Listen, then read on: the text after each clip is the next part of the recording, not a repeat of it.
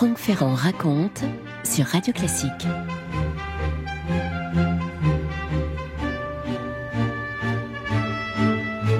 Certaines œuvres d'art sont une porte d'entrée magique vers l'histoire, en même temps que le témoin muet, en même temps que le reflet et le réceptacle des époques qu'elles ont traversées. C'est le cas du tableau dont j'aimerais vous parler aujourd'hui. Tableau qui, depuis une bonne quarantaine d'années, orne le grand salon Louis XVI de la résidence de l'ambassadeur des États-Unis à Paris. Cette résidence qui est à 2 pas de l'Élysée, dans le faubourg Saint-Honoré.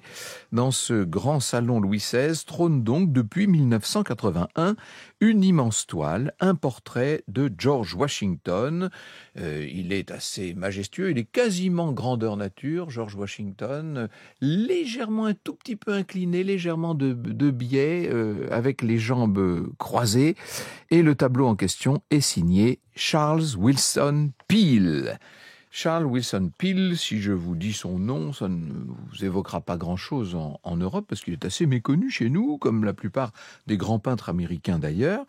Mais de l'autre côté de l'Atlantique, il est considéré comme un artiste majeur, et même comme, sinon un fondateur, en tout cas comme le membre éminent de toute une dynastie de peintres. On lui doit aussi le premier grand musée des États-Unis, le Peale Museum, à Philadelphie, qui devait ouvrir ses portes très tôt, 10 ans seulement après la déclaration d'indépendance, le 18 juillet 1786. Entre parenthèses, un musée de peinture qui est plus ancien que le Louvre, qui est à peine plus vieux qu'un certain nombre des grandes galeries ouvertes en Angleterre et en Allemagne à la même époque et ouvertes au public. C'est le tout début de l'idée du musée, de ce muséum qui, aux États-Unis, va devenir une institution. Les fils de Charles Willson Peale ont été peintres à leur tour. D'ailleurs, il leur avait donné pour prénom des noms de peintres flamands. L'aîné, Rembrandt, ça ne s'invente pas, l'a aidé à la mise en place de ce fameux musée à Philadelphie. Quant au cadet, qui s'appelait Rubens Peale, mais oui, il a dirigé ce musée, et ce, en dépit d'une maladie des yeux qui avait mis un terme prématuré à sa carrière d'artiste. Si l'on connaît Peale, l'autre Peale, le père Charles Willson, si son nom apparaît souvent dans les crédits d'illustration, c'est qu'il avait fini par s'imposer plus ou moins comme une sorte de portraitiste, sinon officiel, du moins officieux, de George Washington. On lui doit un certain nombre de tableaux, j'y reviendrai, notamment ce célèbre portrait en pied du père fondateur, jambes croisées avec au sol un drapeau anglais et pour toile de fond la future université de Princeton. C'est en effet dans cet apparat de vainqueur de la bataille de Princeton qu'a été immortalisé Washington 2 ans après l'événement. L'événement, c'était en janvier 77 et le tableau date de 1779. Franck Ferrand sur Radio Classique. Un mot peut-être de cette bataille de Princeton, le 3 janvier 1777. Elle arrivait dans un contexte très particulier, juste après la victoire de Trenton, qui elle a eu lieu le jour de Noël 1776.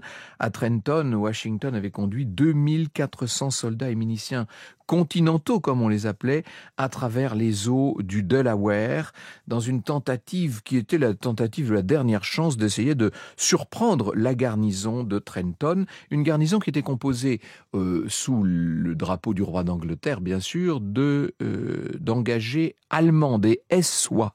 L'idée, c'était de sauver cette insurrection, de sauver cette révolution américaine à l'œuvre. Il faut vous dire que la retraite avait été longue pour les soldats de Washington. Les troupes américaines ont été contraintes de marcher sous la neige fondue, sous la pluie battante. Elles étaient avec des uniformes très disparates, des manteaux qui n'étaient pas du tout adaptés au grand froid. La plupart n'avaient même pas de bonnes chaussures. On était mal nourris, on était malades dans les rangs de cette armée où on comptait déjà beaucoup de déserteurs, et les défaites s'enchaînaient à un rythme tel qu'il devenait de plus en plus difficile d'enrôler de nouvelles volontés. Il y avait beaucoup de risques pour que cette armée continentale, peu à peu, elle finisse par s'évaporer avant même que les États-Unis aient pu s'imposer et aient pu montrer ce dont ils étaient capables. C'est donc impératif pour le général Washington de remporter rapidement une victoire substantielle. Eh bien, ça va être cette victoire du 25 décembre octobre 1776, cette victoire de Trenton, et dans la foulée, donc, cette autre victoire du 8 janvier 1777, au cours de laquelle Washington va dominer la force britannique du New Jersey. C'est une bataille qui va sauver le New Jersey de l'occupation britannique. C'est une victoire surtout qui va contribuer à redonner le moral aux troupes et à donner un certain lustre, un certain prestige au combat que mènent Washington et les siens. Voici ce que le Congrès continental va dire. On adresse une lettre à Washington dans la foulée, lettre écrite au nom de tout le Congrès et signée de John Hancock, qui dit au général, je cite, que la victoire est d'autant plus extraordinaire qu'elle a été remportée par des soldats qui ont été brisés par la fatigue et la malchance. Et il ajoute, les États-Unis sont redevables du succès récent de vos armes. La victoire impressionne même le ministère français des Affaires étrangères. C'est le ministre français, en l'occurrence, à l'époque, c'est Vergennes, vous savez. Vergennes qui va convaincre le roi Louis XVI d'apporter un soutien financier, un soutien politique aux insurgents. Ça va être le début de l'engagement de la France de Louis XVI aux côtés des tout jeunes États-Unis d'Amérique fondés sur les 13 colonies. Vous voyez comme une bataille peut changer le cours de l'histoire, n'en déplaise à certains. Eh bien, cette bataille, elle sert de toile de fond au tableau le plus prestigieux du général Washington qui est là représenté avec son grand cordon bleu et qui est signé donc de Peel, un tableau dont je vais maintenant vous parler. Vous écoutez Radio Classique. Alors, cette grande toile qui se trouve dans le salon d'honneur, dans le salon Louis XVI de la résidence de l'ambassadeur des États-Unis à Paris, elle a été offerte par une mécène américaine qui en avait fait dépôt au départ à l'ambassade en 1981. Elle s'appelait Caroline Ryan Fulk. Elle était la petite fille de Thomas Fortune Ryan, qui était le magnat du tabac, devenu un des hommes les plus riches du monde par sa contribution à la mise en place du système de tramway à New York. Voilà comment s'était faite la fortune de cette dame qui avait acheté la toile dans une galerie new-yorkaise après la guerre, à la fin des années 50, au tout début des années 1960. Et cette toile, elle est restée là pendant longtemps. Évidemment, Washington avait toute sa place dans le salon de l'ambassadeur des États-Unis à Paris, tout à fait naturel. On aurait adoré d'ailleurs qu'il fût avec Lafayette sur le même tableau. Bref, le bureau du patrimoine culturel du département d'État américain a voulu, il y a quelques années, s'intéresser de plus près à la toile, comprendre d'où elle venait, et on a nommé deux expertes, devrais-je dire, puisqu'il s'agit de Carol Eaton Soltis, qui est conservateur au musée de Philadelphie, et qui a écrit tout un livre sur les piles, et de Emily McDonald Cort, qui est de son côté directrice d'un laboratoire de conservation picturale à Miami. Elles ont mené des recherches. Alors, pour tout vous dire, les recherches en question, elles ont été en partie gênées par la pandémie de Covid, mais au printemps 2022, Emily Cort a réussi à analyser les couches picturales du tableau original qui se trouve à Philadelphie. Elle a également analysé des variantes de deux autres toiles qui sont des répliques à Mount Vernon. Mount Vernon, c'est la résidence privée de Washington, et puis au Sénat américain. Et puis, on lui a envoyé des photos qui ont été faites dans le cadre de toute une campagne qui était menée sur le patrimoine des ambassades des États-Unis. Et en voyant la photo, Carol Soltis s'est demandé ce qu'elle voyait, parce que habituellement, dit-elle, sur cette série de tableaux, le visage de Washington est délicat, nuancé, et là, d'un seul coup, il a l'air tout empâté sur le tableau parisien tel qu'il était à l'époque. Ça lui donnait quasiment l'apparence d'un masque. À l'évidence, le portrait avait subi tout un tas de transformations. Il avait subi des repeints au cours de ces différents changements de propriétaires. Et quand on a commencé à essayer de reconstituer son histoire, on s'est rendu compte, grâce d'ailleurs à un catalogue de vente qui a été découvert à la bibliothèque de la National Portrait Gallery, on s'est rendu compte qu'il avait été vendu en 1946 à la galerie privée Knoedler et compagnie. Et bien sûr que le tableau avait été en partie repeint, il avait été tout simplement endommagé, et endommagé volontairement par des propriétaires anglais qui ne voulaient pas mettre en avant sa symbolique. C'est assez intéressant ce qui s'est passé avec Washington. Vous savez, il est devenu assez populaire très tôt.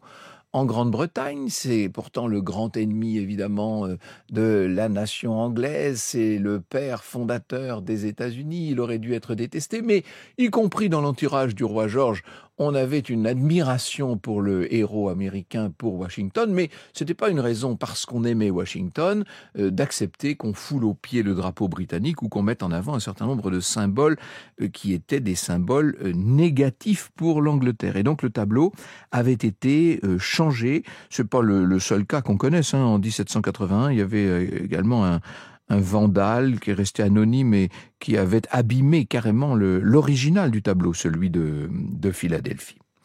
Après l'indépendance, donc Washington est devenu populaire et le tableau a eu sans doute un certain succès en Angleterre.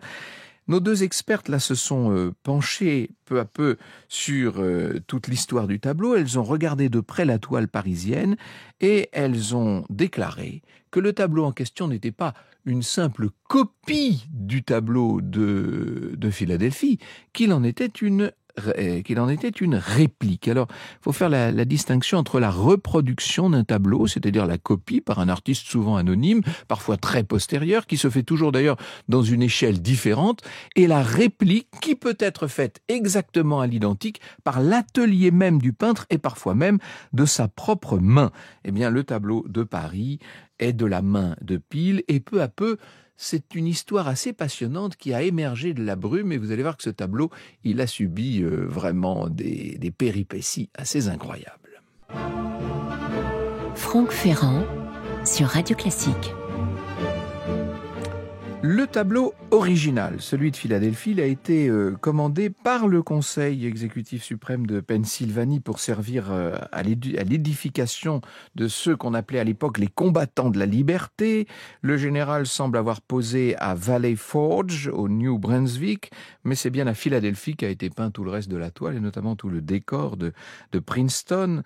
Le succès de ce portrait assez monumental, qui fait penser un peu aux portraits de cour, vous savez, aux portraits royaux que j'avais eu l'occasion de décrire et d'expliciter avec Stéphane Bern dans un album il y a 15 ans, sur tous ces grands portraits de cour. On est tout à fait dans cette lignée-là. Ce tableau, il a donc eu un vrai succès et il a tout de suite été copié par l'atelier même de Peale. Et c'est une de ces répliques qui a été achetée par un riche négociant et marchand d'esclaves de Caroline du Sud, par ailleurs père fondateur des États-Unis. Il s'appelle Henry Lawrence. C'est lui qui, en 1780, a décidé d'emmener la toile aux Pays-Bas parce qu'il partait pour la Hollande avec l'intention de négocier un emprunt d'1 million de dollars pour les forces armées américaines. Sauf que son navire a été capturé par une frégate de 28 canons de la Royal Navy. La frégate s'appelait la Vestal. Elle a été commandée par un certain capitaine George Keppel.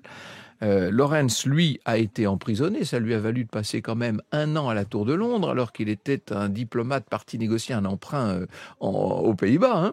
Mais le tableau, lui, a été détourné, si je puis dire. Il a été gardé, conservé par Keppel. Et il est resté dans sa famille pendant 166 ans. C'est cette famille, ce sont les Albemarle qui ont commandé une copie en 1918, c'est-à-dire environ un siècle après la mort de Peale. Peale était mort en 1827. Et la copie en question, elle s'est retrouvée, figurez-vous, au 10 Downing Street. Elle va finir chez le Premier ministre britannique qui a, dans ses salons, un portrait de Washington qui est une copie de la réplique dont nous parlons.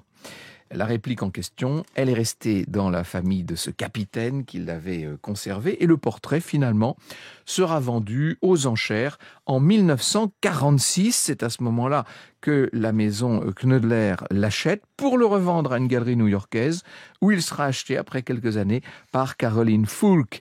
Caroline Foulk en fera prêt, dépôt même devrais-je dire, à l'ambassadeur à Paris en 1981 et en 1987 à sa mort, le tableau est légué au gouvernement américain. Il entre dans les collections du département d'État. Il avait en 2000 c'est-à-dire pas très longtemps après son acquisition définitive, il avait été estimé à 1 200 000 dollars environ. Mais en 2006, il y a une des fameuses répliques qui a été vendue à New York pour 21 millions de dollars. Vous voyez que le tableau en question, il vaut beaucoup plus qu'on ne pensait. Et surtout, une fois restauré, il va apparaître dans sa splendeur nature, retrouver ses couleurs, retrouver ses détails. C'est assez extraordinaire. Il est en restauration depuis quelques mois, pas aux États-Unis. On a estimé qu'il n'était plus en état de faire une nouvelle traversée de l'Atlantique. Et puis surtout, les États-Unis ont compris qu'ils pouvaient en faire un symbole de l'amitié franco-américaine et ils l'ont confié pour restauration au laboratoire des musées de France. Franck Ferrand sur Radio Classique. Donc, depuis octobre 2024, le Bureau du patrimoine culturel du département d'État des États-Unis s'est associé au Centre de recherche et de restauration des musées de France, qu'on appelle le C2RMF, vous savez, et on est en train de restaurer cette belle réplique originelle du Washington à Princeton, ce tableau de Charles Willson Peale daté de 1779. Il est dans ce laboratoire à Versailles, il fait l'objet de soins très attentifs et il va être bientôt restitué aux Américains pour figurer de nouveau en bonne place dans le grand salon de l'ambassadeur à Paris. Washington sera de nouveau à sa place, si je puis dire, ce Washington qui apparaît tel qu'il était donc en 1779. Voici ce que nous dit à propos du général Washington, qui est devenu donc le président des États-Unis en 1789, Georges Iman Gigandet, dans un vieux numéro d'Historia que j'ai retrouvé avec plaisir. La paix signée, son indépendance reconnue, l'Amérique n'était pas au terme de ses difficultés. Toute son économie bouleversée était à rétablir, ses finances à ordonner, son unité à assurer par une constitution. Celui qui va permettre tout cela et qui va en présider l'évolution, ce sera George Washington, bien sûr. Washington qui était en quelque sorte devenu le père de cette nation américaine, l'un des pères en tout cas, et qui était, par son amitié avec Lafayette, par ses négociations avec le gouvernement du roi Louis XVI, par l'intermédiaire de Vergennes dans un premier temps, et de Benjamin Franklin, ne l'oublions pas, qui avait été aussi, disons-le, le symbole d'une certaine amitié franco-américaine. Ce tableau, restauré par les Français pour les Américains, qui va retrouver sa place dans le salon d'honneur, dans le salon Louis XVI de la résidence américaine à Paris, aura connu ce tableau de terribles vicissitudes. Il sera bientôt définitivement rendu à sa splendeur native. Vous écoutez Radio Classique.